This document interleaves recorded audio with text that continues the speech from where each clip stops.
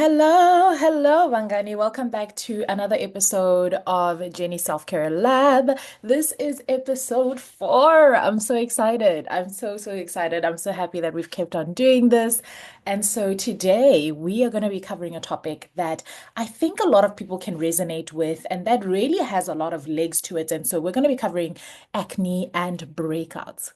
Anyone who's ever been a teenager, okay, maybe with the exception of like 5 people in the world, but most people would have at some point or another come across breakouts or some kind of acne. And so while there is a whole conversation around how acne comes about and the number of different factors that can contribute to you getting acne and breakouts in general, we today are going to be talking about the different types of acne. Did you know that not all acne is the same? Yes, that is correct. Not all acne is the same. There are different types of acne. There are different reasons for the different types of acnes that exist, as well as different treatments for each one of them. And how should you deal with them? How should you treat them? And how can you figure out whether you have fungal acne or hormonal acne or cystic acne or the many other types of acne? And so stay tuned, grab yourself a cup of tea, a cup of water, something good, and let's get into it. So the first two types of acne, I'm actually going to cover them together because a lot of people would have experienced this type of acne at some point or another. These are very common. It's the ones that we often see whenever people or hear about whenever people are talking about acne. And this is whiteheads and blackheads. The rest of the four I'm actually going to cover separately, but these two I thought it would be interesting for us to look at them more in contrast to one another rather than looking at them separately. And so let's start with whiteheads. Whiteheads are better known as closed comedones, whereas blackheads are known as open comedones. And what does this mean in the world of dermatology or healthcare, if you will? Is that closed comedones, which is the whiteheads, these are, think of them as like unexposed, right? The contents of whatever is inside that pimple, that little pimple looking thing that you're seeing on your face, is actually not exposed to the rest of the skin. And so think of whatever is inside as being kind of restricted, as being, controlled, if you will, in a manner. Whereas on the other hand, when you have blackheads, these are open comedones, so they are better known as the kind of pimples that are dilated or have dilated openings rather, and the contents of these are exposed, which means that they can oxidize. Let's unpack whiteheads a little bit further. So whiteheads or closed comedones, like I said, this is where the contents of the pimple is not exposed. What these look like is these small, it can almost sometimes look a little bit like a rash sometimes, but these are these small flesh-colored or white bumps under the skin. They're not typically large in size. They will typically be much smaller, and they'll typically either take the color of your own skin or they will take like a more whitish, paler color than your skin, and they're right under the skin. What causes closed comedones or whiteheads is clogged pores due to excess oil. So people who typically have excess oil, who are likely to have oily skin type, will tend to have a lot of whiteheads.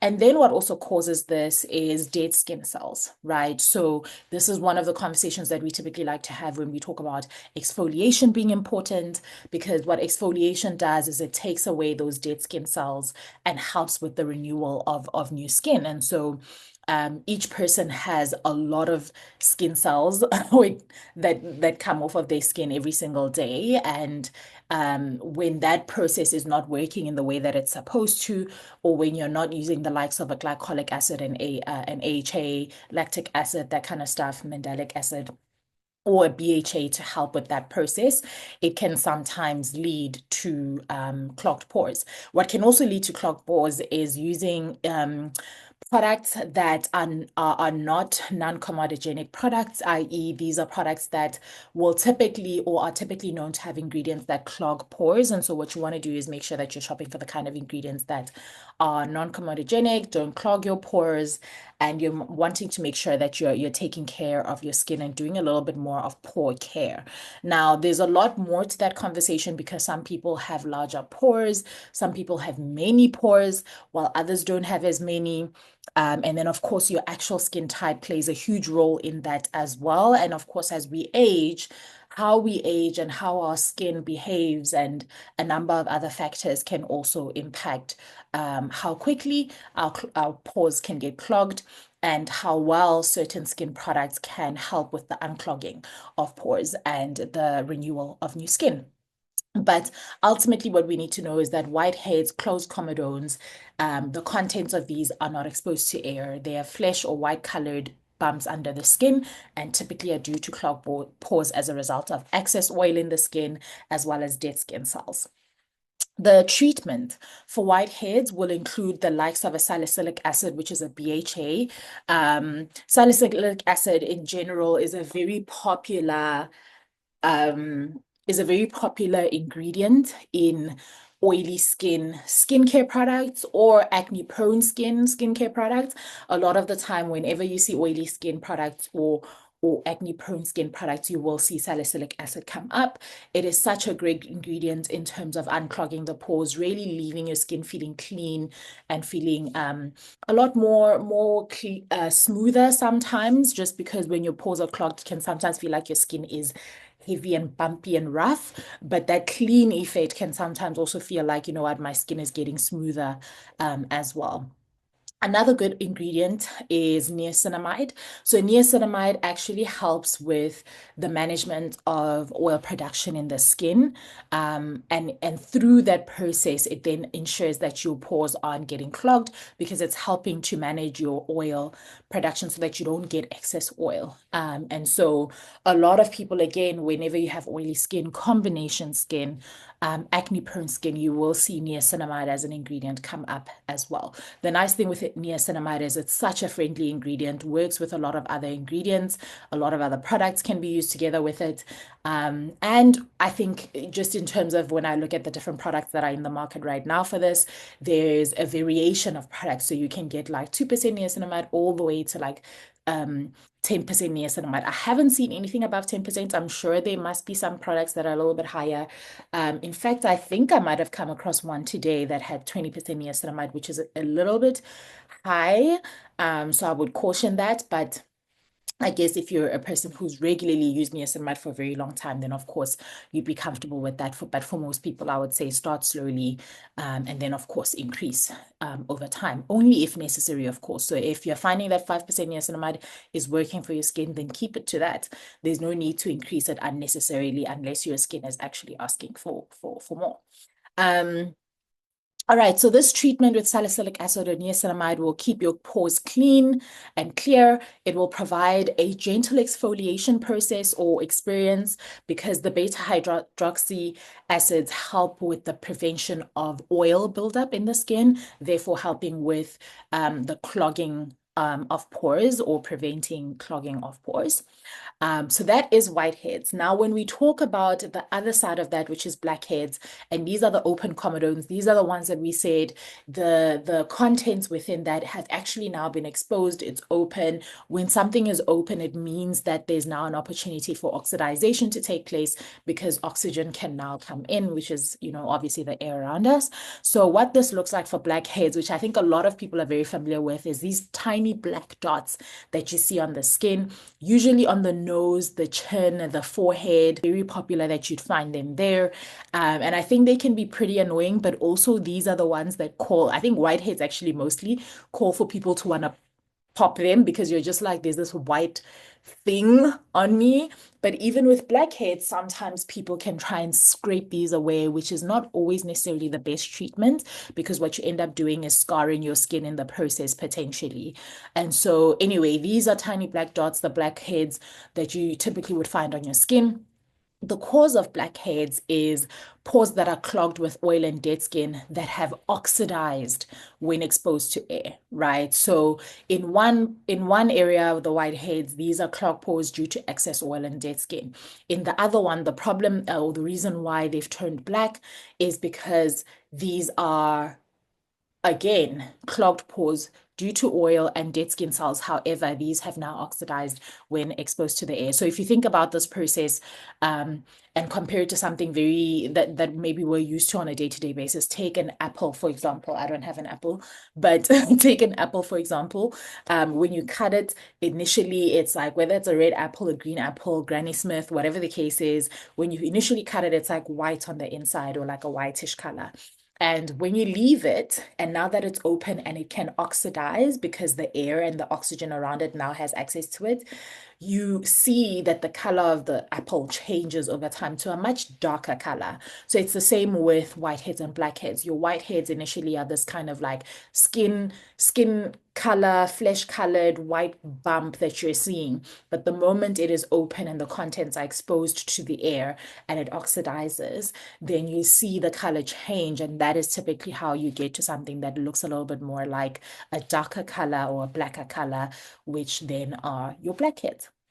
To summarize this process according to how I've understood it from some of the studies I've read, just to bring it back to the healthcare space or the dermatology space, is that whiteheads can become blackheads. It's the preceding process, right? The whitehead. In that the skin hasn't ruptured when you have a whitehead. And there's only so much space if you think about like a pimple, right? It's like it's such a small thing, there's only so much space. If you're not dealing with the problem accurately, i.e., you're not using a salicylic acid something, or products with salicylic acid, or products with niacinamide to help the process, or doing some other process, because there are like skin treatments and other ingredients that you could use, like your tretinoins and that kind of stuff. If you're not dealing with that, your skin continues to create more excess oil and it continues to get more and more clogged. And in that process, because there's only so much space in the pore, eventually it may rupture. And when it ruptures, the pore opens up. And if the pore remains clogged, once it opens, the blemish turns to a blackhead as it oxidizes. And so that was just to provide another summary as it relates to how I've understood it in the studies that I read. Okay, so how do you treat blackheads is a little bit similar to how you would treat whitehead, in that salicylic acid based cleansers, toners are still very good at unclogging pores. At the end of the day, whenever you have excess oil and clogged pores, you just really want to make sure that you're unclogging those pores, right? It's not just about like getting the pimple off your face, which is why a lot of times you will get encouraged not to just pop it, because popping it in one place doesn't do anything for your skin. For the rest of your skin is still clogged, your pores are still clogged. And potentially what you might be doing is turning that into a blackhead and creating more issues for yourself. So what you want to do is have salicylic acid based cleansers or toners. Again, please, something to think about is like, you don't want to include a salicylic acid cleanser and toner and serum and like, you don't have to do that in every step in the process. What I like to do is, when I start to see breakouts, or when I know like it's that time of the month and I'm producing a lot more oil, and my skin typically, because I have a lot more pores, and over time, I've realized that my skin clogs very easily. My pores clog very easily. I like to then switch from my normal cleanser to like a salicylic acid based cleanser from Anua. And I use that in the couple of days in my luteal phase just before my period, just to make sure that I'm really taking care of my skin. So maybe 1 to 2 times a week is a good amount for me personally. But then I go back to my normal toner. That's not necessarily a salicylic acid based. And then in my serums, I'll maybe have like a niacinamide, which is also helping manage the pores, but isn't as harsh, if you will, as like a salicylic acid or another AHA. Anyway, so blackheads, you can also use salicylic acid based products.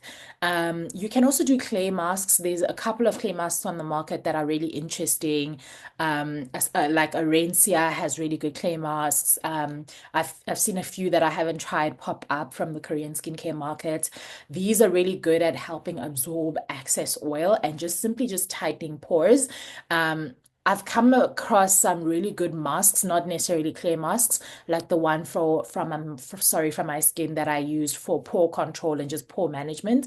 Again, because I have so many pores on my skin, and I try to minimize those using the VT Riedel, which works beautifully. But also I like to do like once every 2 weeks or whenever like I see that my skin is like struggling a little bit, then I'll do like a pore face mask, and that can be a clay mask. For me, I like a lot of sheet masks. So you can choose whichever one works for you. Um, and then something that a lot of people sometimes use, and you may see this on like flights. I know a lot of people, whenever I'm flying, like I see them, like sometimes I do a night mask, but that's usually if I'm doing like a collagen mask. But then I'll see like other girls on the flight, like other women doing like these pore strips. What you want to do, apparently, from my research, is avoid pore strips. Again, these pore strips can make things worse.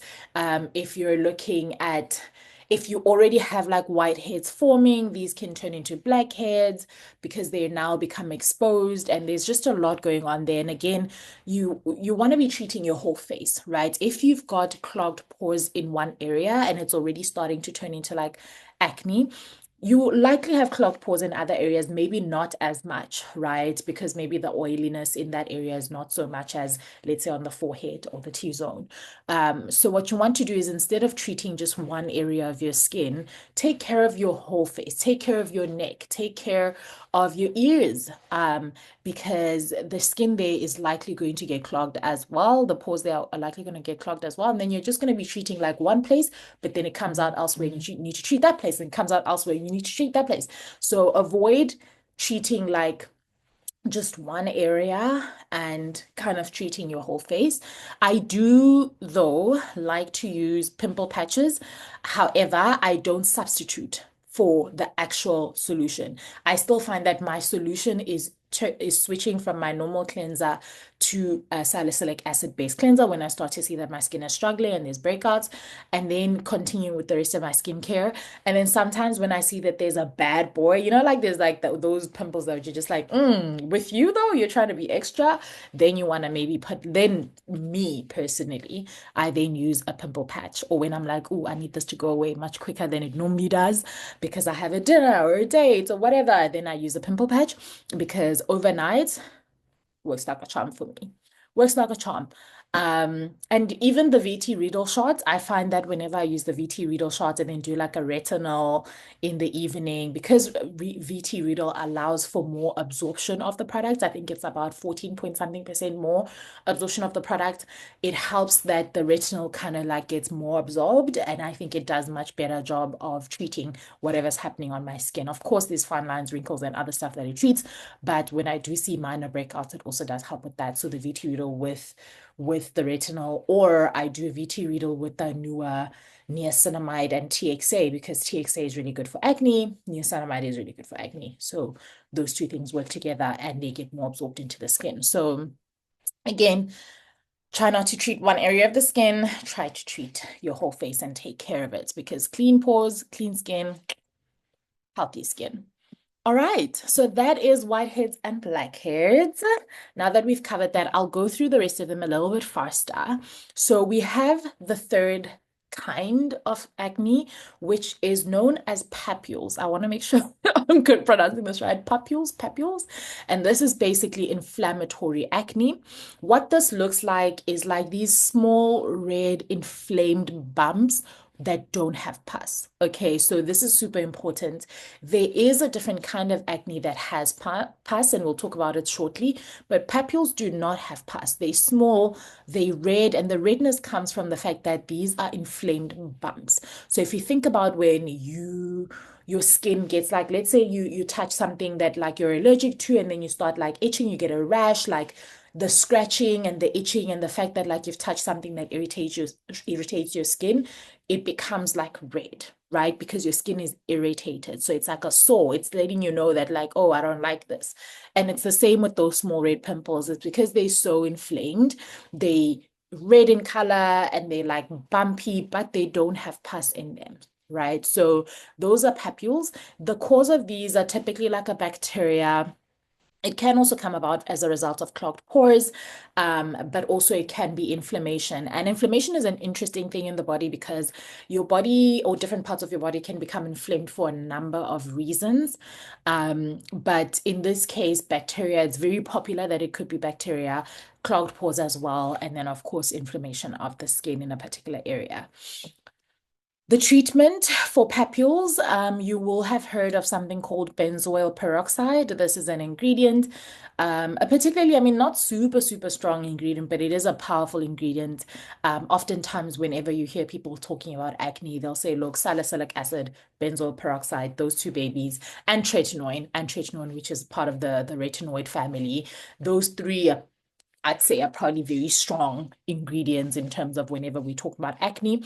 However, you can, if you're a little bit scared to use benzoyl peroxide, or maybe your skin is a little bit too sensitive, like hypersensitive skin, you can also use tea tree oil for antibacterial effects or anything that has tea tree. So I love to go to use a good tea tree face mask. You also get tea tree based products, skincare products that you can use and just incorporate as part of your normal skincare process. Um, yeah, so applying calming ingredients as well is super important when we're talking about inflamed skin because, again, it's as a result of your skin being irritated in some way, shape, or form and therefore becoming inflamed. You want to soothe the skin, calm the skin, give it something that is not going to exacerbate the irritation. And you want to reduce the redness. And sometimes what I see people talking about, or when I say, hey, send me the list of your products and let me see like what is in them whenever they like asking questions and stuff, what I see is like people in the process of trying to get rid of acne, they then quickly jump to the most powerful ingredient and they want to get that at the highest level possible. So they're like, oh yeah, I want to get like a 20% niacinamide. I'm like, okay, but like in doing that, your skin, if you have inflamed acne or inflammatory acne, what you might be doing is just exacerbating the irritation because you're coming in too strong with the ingredients that you're using, right? Or the level of potency of those ingredients. And so it results in additional inflammation and irritation. And so this kind of exacerbates the life cycle of the pimples. But what you want to do is use calming ingredients like Centella asiatica. When you see it written Sika, that's really good. You get a number of other ingredients as well, like calendula and that kind of stuff. Tea tree is also pretty good for that. I find green tea to also be a really good calming ingredient for me. Tea tree probably better than that one for calming purposes, but green tea also really good at calming. Sika, Centella asiatica, and then calendula as well. I've used in different occasions. So this is all helping to really just calm the skin down, soothe it, and reduce a little bit of that redness. Okay, so that is papules. And now we're going to talk about pustules. So you'll remember that papules do not have pus, but pustules have pus. So these are the pimples that actually have pus in them.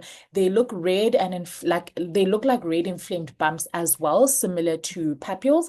However, they have a white or yellowish pus-filled center. And these again, similar to the whiteheads, you're just tempted to just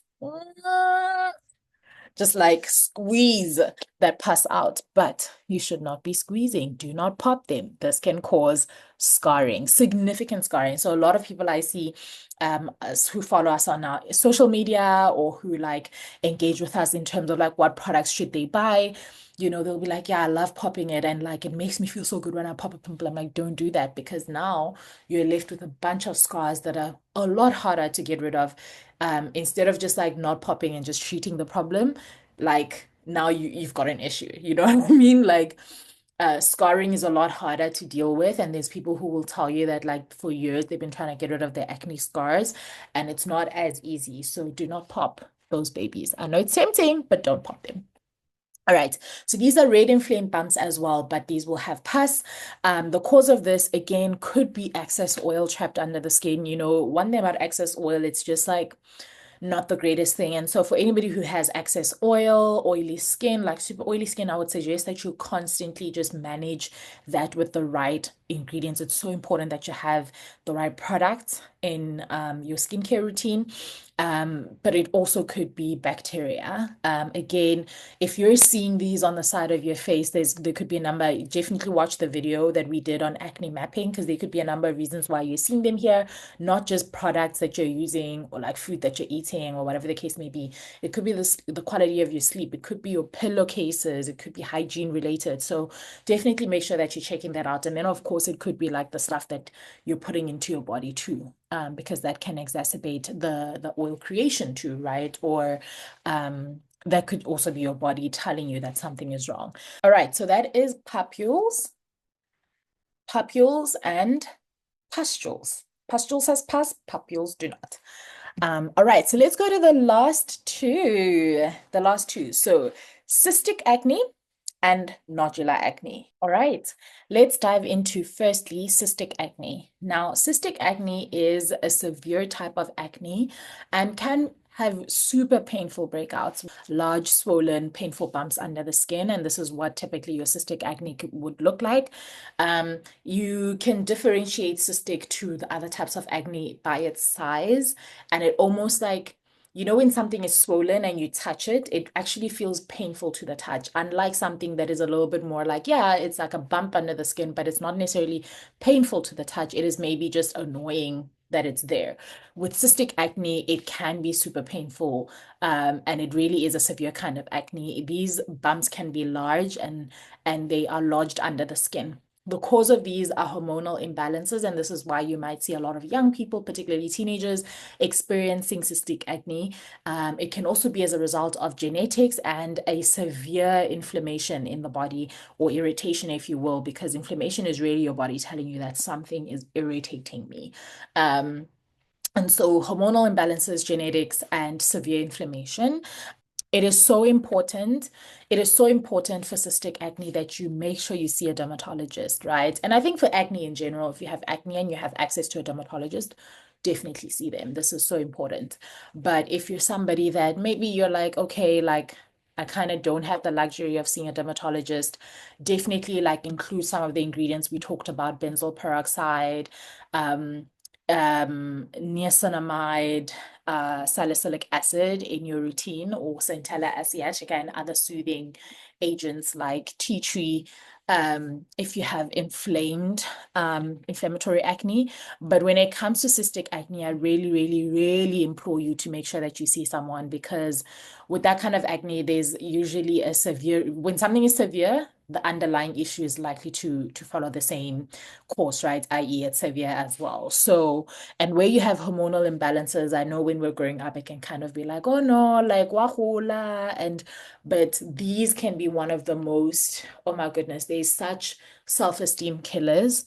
Um, so if you can see someone for it and they can help with that, like the hormonal imbalance issue can be a natural process because we're all different. Our bodies are different and our bodies will, you know, evolve and tell us what they need.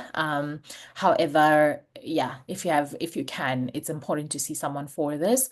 The treatment requires prescribed medication most times. This will typically be some oral antibiotics or retinoids.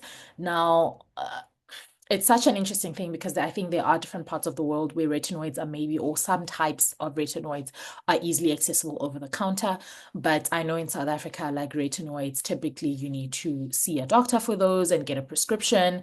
Um, so yeah, and then sometimes they put you on antibiotics, which is what I was on for many, many years, different kinds of oral antibiotics like the Yazas and the Accutanes and Roaccutanes. And then you just want to make sure that you're using a very gentle and hydrating skincare um, routine or products to support skin recovery. You want to stay away from overdoing it with your skincare routine and using very intense, you know, ingredients because you're like, oh, I want to get rid of this. Like the thing with acne as well is it's like it takes time, and not even acne in general, your skin takes time. And I see a lot of people being like, oh, like I use this product and it didn't go away in 2 weeks. I'm like, you should not expect anything to happen in 2 weeks. If you know, occasionally, yes, when I have a pimple, you know, pimples can maybe go away in a week, especially if it's just like hormonal and I'm like close to my period. But if you're having like actual acne, that takes time. It's a process. Your body needs to adjust, your skin needs to adjust. it's going through a lot. And so I always encourage people like use the gentle products, use the mild products. Make sure you're hydrating your skincare. Don't overdo it with the products, and also don't overdo it on the potency of ingredients, thinking I'm going to get to where I need to get to faster. Overnight solutions are not the answer. And in fact, there are very few overnight solutions that I think are actually just that work. In fact, I can't think of one that I'm like, oh yeah, overnight solution works, except maybe for my patch. But I think my pimple patch works well because my skincare routine works for what I'm trying to deal with, right? The skincare patch is not like a holy grail or anything of that sort. I'm very consistent with my skincare. I know what works for my skin now, and so I do all of that. And the skincare patch, or the acne patch, or pimple patch rather, is kind of like an additional method for me to use as and when I deem necessary, not all the time. And then what you also want to do is where you have swelling, because it can be really painful. What does help is like soothing agents, but ice is such a cheap option to reduce swelling in a particular area. Of course, you do get again soothing items like calendula and cica that are helpful with like just soothing and calming the skin because it's inflamed. However, if you're swollen, a nice cheap alternative to products is ice. Ice is a really good girl that you can use. Okay, that is cystic acne. Then we have nodular acne. Nodular acne can also be very difficult to deal with because it's kind of like these hard, painful lumps under the skin, but they don't have any pus whatsoever. They are typically as a result of bacterial infections, but like very bad bacterial infections, as well as severe inflammation in the body. So very similar to cystic acne, like the underlying issue is an issue that you need to go to a professional for. So make sure you see a dermatologist, get some oral medications, laser, cortisone. I do caution against things like laser without you doing proper research, because my research, and even before in my experiences, I have learned quite a lot about laser, particularly on melanated skin. So if you are a person of melanin skin, you want to make sure that you're doing your research and you're truly understanding the risks in laser. I don't think it's that laser doesn't work at all, but I think there are different types of lasers out there, laser treatments, and some of them can be a little bit harsh for our type of skin. And so you just want to make sure you understand that you're dealing with a doctor who does understand melanated skin and how to treat our skin best. So I really do encourage you guys to make sure that you think about that. And then, of course, there are over-the-counter solutions that you may find for nodular acne. However, those typically won't work as well on deep acne that results as a result of like severe inflammation or severe bacterial infections. And similar to how, like, if you have a bacterial infection in some other area of your body, like your throat or your nose or whatever the case is, seeing a doctor is always the best thing to do in that case. And so I really do encourage you guys to go see a doctor, and they'll give you some oral medication and treat it in the way that it's supposed to be treated. All right, so those are the 6 types of acne. We've got your whiteheads, you've got your blackheads, you've got your papules and your pustules, you've got your cystic acne, and you've got your nodular acne. Now, something we did not cover that you might be thinking, oh, but where's this kind of acne that I've heard about? Well, that is fungal acne. And the interesting thing that I found in my research is that we often confuse fungal acne for normal acne, i.e., the acnes that we just covered. However, fungal acne is actually not acne, apparently. Okay, I wanted to quote WebMD in this case. I mean, I did read the same kind of information elsewhere, but fungal acne is actually a skin condition called, I'm not going to pronounce that word because I don't know how to, Pityrosporum folliculitis. I may have pronounced that completely incorrectly. However, it is one of the many types of folliculitis, an infection that affects your hair follicles. So if you remember that within your pores, there are hair follicles. That is when one of your hair follicles, or many of them, are impacted, and this is called folliculitis. It's caused by an overgrowth of yeast called Malassezia. I don't know if I'm pronouncing that right, Malassezia, and that most people have naturally on their skin. But when your hair follicles are damaged, for instance, when you shave or they blocked, the yeast can grow into the hair follicle and cause an infection. Right. So Sometimes fungal acne can result in whiteheads, for example, but fungal acne typically is not a typical acne. That is why it didn't come up in the six that we mentioned. Fungal acne is actually just malassezia folliculitis, and it is often mistaken for regular acne, but it's not actually. It's the yeast overgrowth in hair follicles. Now, fungal acne looks like small, like just small, kind of same size, itchy red bumps that cluster together. They're not very much like bacterial acne. Bacterial acne has different size pimples, whereas fungal acne, they typically are the same size. And it often appears on the forehead, the hairline, the chest, the back, or the shoulders. And they don't typically have whiteheads or blackheads. However, there are cases where they can turn into whiteheads. Now, the cause, as I said, is overgrowth of Malassezia yeast in your hair follicles due to damage in the hair follicles. This can be triggered by a number of things: shaving, hot, humid environments, excessive sweating, overuse of rich skincare products that trap moisture. There could be a number of reasons. And so, one of the things I do suggest is if you think you have fungal acne, you definitely want to see a doctor as well, because they can then provide you with a prescription that is going to help clear that up. Okay, something interesting that I did come across when I was thinking about, I don't want to share with you guys treatments for fungal acne, because I think with fungal acne it's so important that you go and see someone.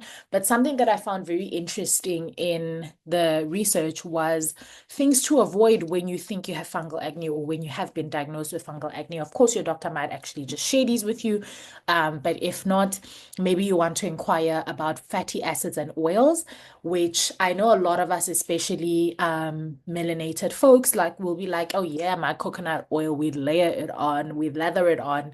Olive oil, shea butter, a lot of maybe the stuff that you're using has shea butter in it. And so, or some people you like to use raw shea butter on their skin as well because it works for them. And that makes sense. Maybe shea butter does typically work for your skin. However, if you have fungal acne, this can actually exacerbate the problem. And so you want to avoid those fatty acids and oils for the time being. And then you want to make sure that you're wearing breathable fabrics and shower immediately after sweating. Of course, with everything, there's never like a perfect solution, because over showering can dry your skin. Showering with hot water can dry your skin. Hot and humidity can be good sometimes because your skin may glow. Like when I go to Durban, my skin glows. But sometimes hot and humid can result in other issues. And so we just do our best. But the important thing is to know that, like, you want to maybe inquire about the fatty acids and oils. If you are already using products that have shea butter, olive oil, and you do get fungal acne, or you think you have fungal acne, definitely go see a doctor and maybe inquire about what you should stop using in your current products until you're healed. And then maybe based on their recommendation, they can say, yeah, you can continue afterwards, or don't continue with this at all. Do not, this is also important.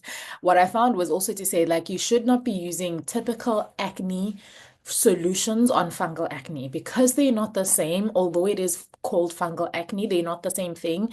And so don't be like, oh, I'm just going to wash my face with like salicylic acid based cleanser. Not the same thing. You need to treat the fungal acne, and then don't over moisturize, because you over moisturize, the yeast is going to thrive. And don't be like, I'm going to the sauna. The yeast is going to thrive. It's going to thrive. Okay, so that is different kinds of acne, as well as fungal acne, which is not exactly the same as our typical acne. Now, how do you know what type of acne you have? Of course, you can probably pick up from the things that I've said in terms of describing the different kinds of acne, but maybe some things to think about is like, does your acne have pus, or does it not have pus? Because if it has pus, it's pustules, or it's definitely not papules, right? And does your acne sit deep under the skin, or is it on the surface? Because if it's deep, maybe it's like nodular acne or cystic acne, whereas if it's on the surface, it's likely to be like a whitehead, blackhead, so on. Does your acne get worse before your period, for example? Then you definitely have hormonal acne. Something else that you can also think about is, again, catch our video on acne mapping, because different acne on different parts of the face can tell you a story about what is actually happening in your body. Some important or quick do's and don'ts for acne prone skin. If you have acne prone skin, here are three things you should be doing. Definitely apply sunscreen every single day, please, and reapply. Yes, even when you have acne, you need to be reapplying sunscreen because you want to protect your skin and you want to make sure that it's not the acne is not leaving dark spots and dark marks after the fact. Use gentle hydrating products, as I said before, because these will protect your skin barrier and just lead to a healthier skin. Having acne doesn't mean you can never have a healthy skin. Having acne just means something is going on and you need to treat it. It's bacteria, it's excess oil, it's clogged pores. Treat that thing, your skin will get better.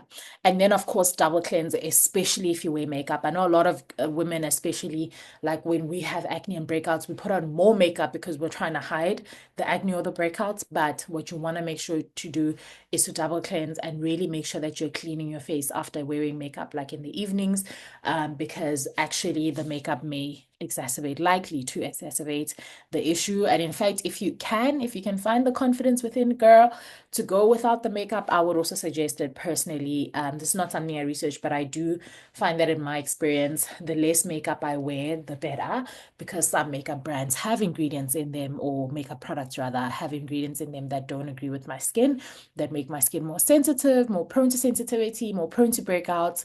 And so, yeah.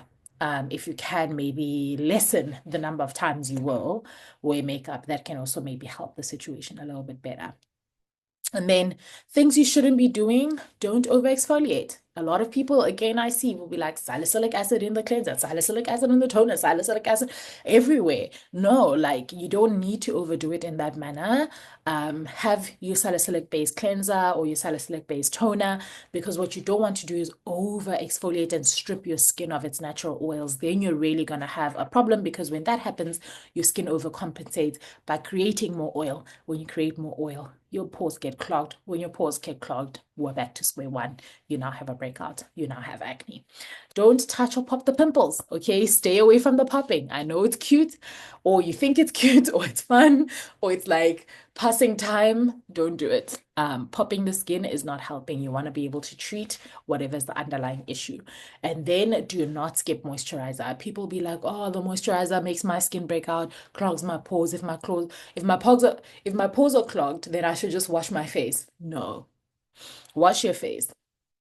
Put whatever treatment you need to put on for the skin, and make sure you're moisturizing and make sure you're adding sunscreen.